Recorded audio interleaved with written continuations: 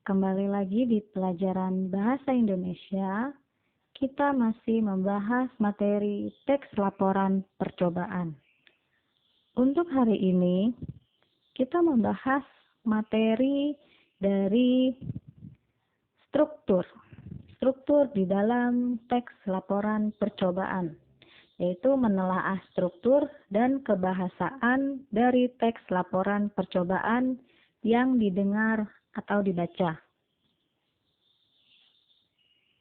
Tujuan pembelajaran hari ini, siswa dapat menelaah struktur dan kebahasaan dari teks laporan percobaan yang didengar atau dibaca untuk mendeteksi zat berbahaya pada makanan, adanya vitamin pada makanan, atau lainnya. Slide selanjutnya. Pembahasan pertama mengenai struktur isi. Nah, struktur isi di dalam teks laporan percobaan itu ada dua bentuk. Yang pertama ada struktur utama dan yang kedua ada struktur dengan sistematika penulisan karya ilmiah. Nah, di dalam struktur utama adanya pernyataan umum dan uraian. Ya, nanti kita bahas apa sih struktur yang terdapat pernyataan umum dan struktur yang terdapat pada uraian. Nanti kita simak bersama ya. Kemudian, adanya struktur dengan sistematika penulisan karya ilmiah. Nah, struktur dengan sistematika itu membentuk suatu karya ilmiah berupa judul, objek, tujuan, bahan dan alat, langkah, hasil laporan percobaan, simpulan, dan daftar pustaka. Nah, kita bahas satu persatu. Di struktur utama, adanya pernyataan umum atau disebut klasifikasi. Nah, di sini menentukan klasifikasi aspek dari suatu yang dibahas secara umum. Maksud kategori di sini berarti teks laporan percobaan dalam bentuk teks berita. Jadi kita sebagai pembaca hanya menyaksikan dan menyimpulkan dari hasil laporan percobaan dalam bentuk teks berita atau penyampaian informasi secara langsung. Kemudian kategori uraian. Nah, struktur teks hasil laporan percobaan, kategori uraian di sini menggambarkan sesuatu yang dibahas secara terperinci, bagian per bagian, kebiasaan atau kebutuhan, penggunaan bahan dan alat, perilaku alamiah, dan hal kasus. Nah, kalau dalam bentuk uraian, sama seperti dengan teks laporan percobaan bentuk teks berita.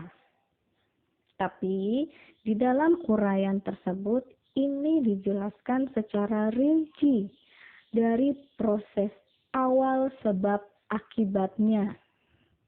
Ya, jadi bukan hanya memberikan informasi hasil percobaannya saja, tapi dijelaskan sebab akibatnya, sebabnya seperti apa apabila melakukan hal ini dan akibatnya bagaimana.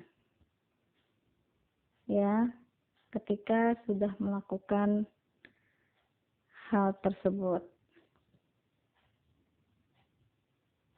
Lanjut, kita kembali dulu ke struktur dengan sistematika penulisan karya ilmiah.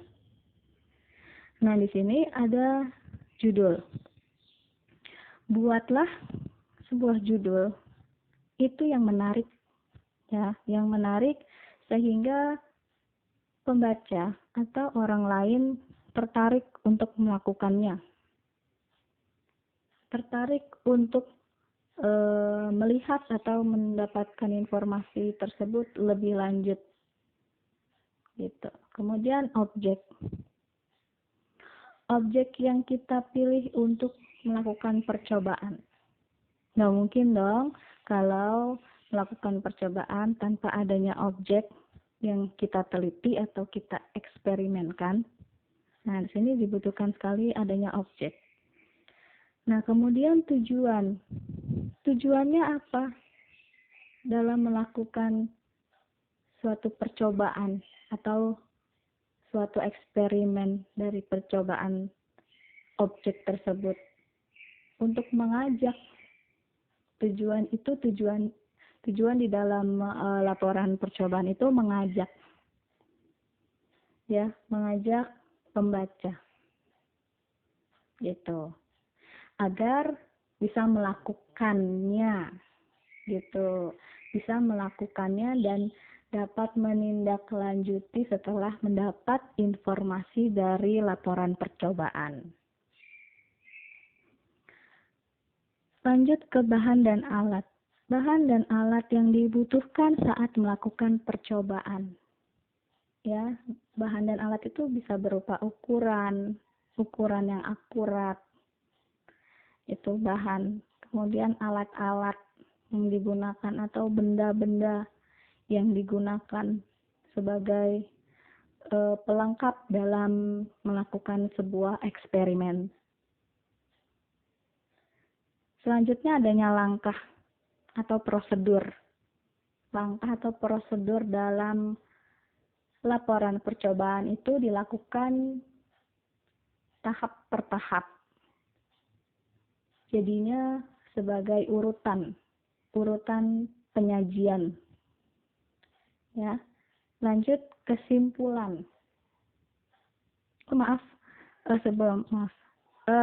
Setelah langkah hasil percobaan dulu ya, hasil laporan percobaan setelah sudah melakukan tahap per tahap dari awal sampai akhir, adanya hasil laporan yang kita laporkan dalam bentuk teks berita, sebuah pernyataan.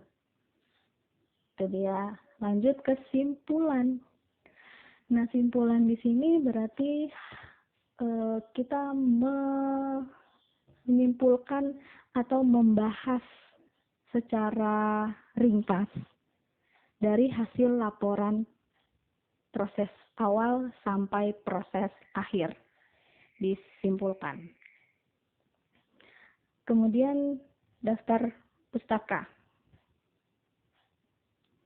Nah, daftar pustaka di sini adanya referensi untuk menguatkan yang namanya sebuah kajian teori. Referensi ini bisa didapat sumbernya dari buku-buku para penulis yang sudah melakukan percobaan.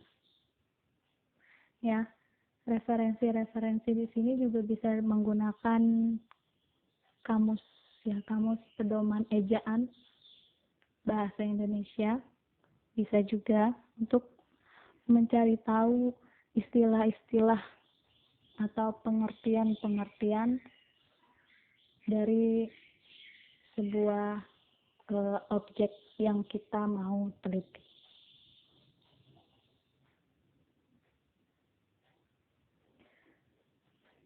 Nah, ini udah. Nah, sekarang ciri kebahasaan. Ciri kebahasaan teks laporan percobaan. Yang pertama adanya penggunaan kalimat aktif. Kedua, biasanya disertai foto, diagram, atau tabel. Yang ketiga, menggunakan kata benda. Yang keempat, menggunakan kata serapan atau istilah khusus. Yang kelima, menggunakan kata kerja aktif. Yang keenam, menggunakan adanya urutan kegiatan. Dan yang ketujuh, memperkenalkan aspek umum atau kelompok. Nah, di sini ada penjelasan penjelasan dari ciri kebahasaan. Teks laporan percobaan. Di sini akan dibahas poin penggunaan kalimat aktif, poin penggunaan kata benda, poin penggunaan kata serapan atau istilah, poin penggunaan kata kerja aktif, dan poin memperkenalkan aspek umum atau kelompok. Ya, nah di sini yang mau dibahas pertama menggunakan kalimat aktif. Nah, kita lihat penjelasannya. Nah, kalimat aktif di sini adalah kalimat yang subjeknya menjadi pelaku dari sebuah pekerjaan ataupun kejadian. Contoh, ayah memperbaiki rantai sepeda milik adik. Nah, di sini subjeknya ini menjadi pelaku ya untuk kalimat aktif. Tapi kalau kalimat pasif itu sebaliknya. Ya, jadi sebaliknya. Yang menjadi pelaku malah yang melakukan pekerjaan. Yang dilakukan. Kalau ini kan melakukan, subjeknya itu melakukan. Nah, sekarang kata benda. Kata benda di sini merupakan semua kata yang bisa diterangkan atau diperluas dengan kata sifat. Contohnya, minuman, kemanusiaan, pelapor, perkembangan. Nah, kata benda di sini kan bisa menggunakan kata benda mati atau kata benda hidup.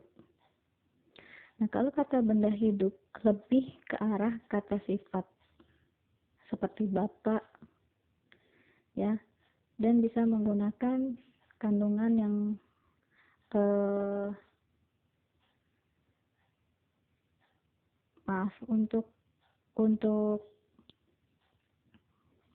untuk kata benda yang menggunakan kata sifat itu bisa mengandung morfem terikat seperti kean, pean, pe, akhiran en, dan awalan ke.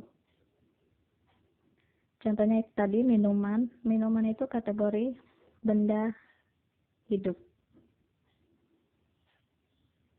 Minum air, ya. Kemudian kemanusiaan, manusia, pelapor, itu berarti pelaku atau orang, dan perkembangan.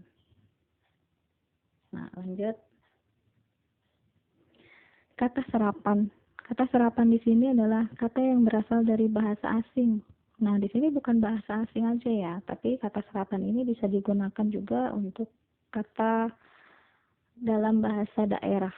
Bukan hanya bahasa asing saja, tapi juga bisa menggunakan bahasa daerah yang sudah diintegrasikan dalam suatu bahasa yang diterima pemakaiannya secara umum.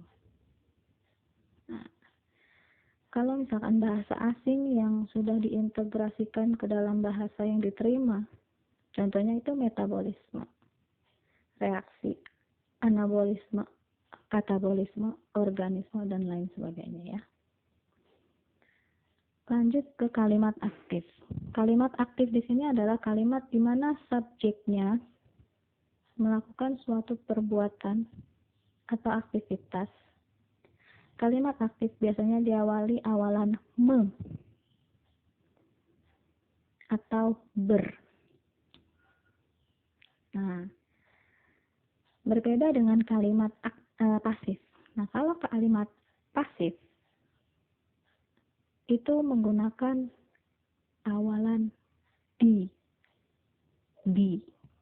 ya. Seperti tadi sama, seperti pembahasan yang pertama, kalimat aktif subjeknya menjadi pelaku. Ya, cuma di kategori ini kalimat aktif yang menggunakan awalan me atau ber. Contohnya adik bermain bola. Kemudian, penjelasan terakhir memperkenalkan aspek umum atau kelompok seperti kendaraan roda 2, transportasi umum, mamalia, keluarga kucing, air tawar, unggas, reptil, dan lain-lain. Ya, ini memperkenalkan aspek umum atau kelompok generik. Kelompok generik itu sejenis, yang sesama, objek yang sesama, atau objek yang sejenis. Oke, kalau gitu terima kasih.